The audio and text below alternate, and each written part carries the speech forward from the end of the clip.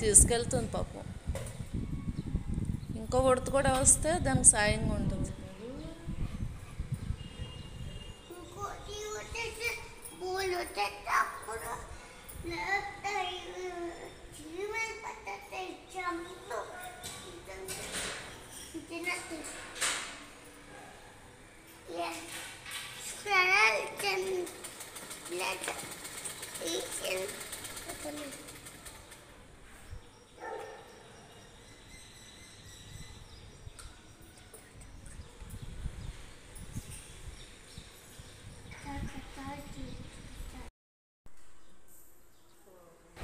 జయ శ్రీరామ్ అండి.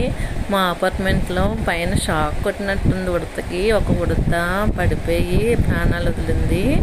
దాని తోటి ఉడత చూడండి ఎంత కష్టపడుతుంది దాన్ని తీసుకెళ్ళడానికి. 1 గంట 2 గంటల నుండి వస్తుంది, లేపుతుంది, ఎంతసేపు ట్రై చేస్తుంది, మళ్ళీ వెళ్తుంది, ఇలాగే చేస్తుంది.